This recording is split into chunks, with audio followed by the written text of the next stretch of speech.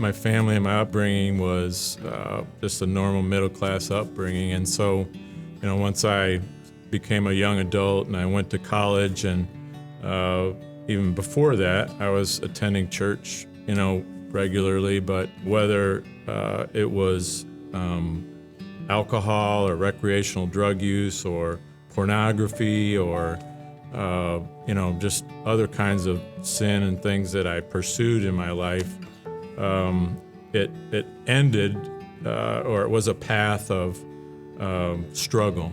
And the biggest struggle I had was in my relationships with women. There's an old song, "Looking for love in all the wrong places," and that was me, I think. And I think it caused me to jump into a relationship based upon, maybe a physical attraction or something. That might have been a desire I was trying to fulfill. And most men do that. Yeah. At that point in my life, that might have been the only thing that mattered to me. Sure. And so, and that was a big mistake. And so, but you throw that in with, fulfilling other desires, or maybe depression or something that you're trying to mask with alcohol or other things too, and it just becomes a recipe for disaster. And so, for me, as I developed a relationship with my wife, and something wasn't working, we had arguments about things, or we wanted separate things, and maybe I wasn't getting my way, and I thought, well, the heck with you then, and I didn't really think this out, it just happened. I found somebody else that, I thought could make me happy. And so, for me, I thought that she had the issue. It wasn't me that was the problem. Of course not. It's never us men. Right. And so, and so that just was a recipe for failure. Sure. For a number of different relationships. And so basically, up to this point, you were just trying to find peace and comfort and fulfillment in another relationship. Another relationship. Yep. I have a son, name's AJ. He was born in 1986. He was a beautiful young man, and he's impacted a lot of people in his life, and he impacted me. He was well-liked by so many people. He went on missions trips and was involved in Special Olympics, and just a servant. May 1st of 2005, we went to my brother's wedding, and in Austin, Texas. We both stood up, had a great time together. We left that wedding, and he went back to his home with his mom, and I went to my home, and little did I know that was the last time I was going to see AJ face to face, because on May 13th, he passed away in a car accident.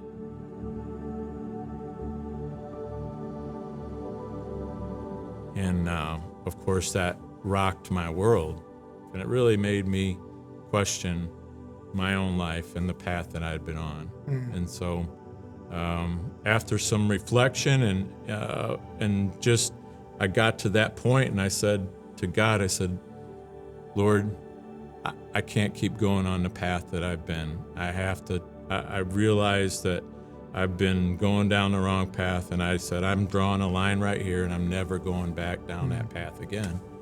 And I just fully submitted myself to his ways. And the Bible says, trust in the Lord and lean not on your own understanding, but in all your ways acknowledge him, and he will make your path straight. And so that's what I did. I submitted my life, and just got on fire for him, and he healed me of many of those broken things in my life, the wounds that had happened. And after my fourth divorce, I went through what I call the desert time of my life, where it's about 4 or 5 years where I was single and really trying to figure out who I was. And then he brought me together with my current wife, Shelley, And we've been married now for going on 13 years. Wow, praise God. And it is, yeah, give him all the glory. And Amen. and it took us a long time to work through our issues, right? And but now it's just a sweet relationship. We're blessed in so many ways. We've got children that are Christ followers or have accepted the Lord, and grandchildren now who are such a blessing. And we've got a business that's thriving. It's a family business, and it's just a pleasure. You talk about brokenness, and that was a part of my life throughout, until I was middle-aged. Of course, I'm still got my own broken ways, but sure. It reminded me. We're talking in a wild game atmosphere, wild game dinner, and so I wanted to bring in this wild game here, and it's a deer that I shot at a family farm in Iowa 4 years ago.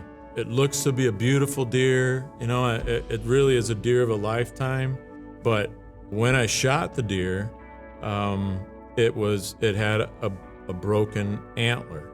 I was going to have it mounted, and my cousin said, you should have that replaced. So I did. I didn't really know that was a thing, but it is. And I thought about that after I got the deer mounted like that, and it just came to me how we can walk through life and seem perfect on the outside. Everything's to on some the people, surface. everything, you and I pass each other in the hallway or whatever. How you doing? Oh, I'm doing great, and but underneath the surface, there's a lot of turmoil. There's a lot of brokenness going on. Right. I feel for people that are going through those things, and they don't have a place that they think that they can turn and have the hope to be able to get through those struggles.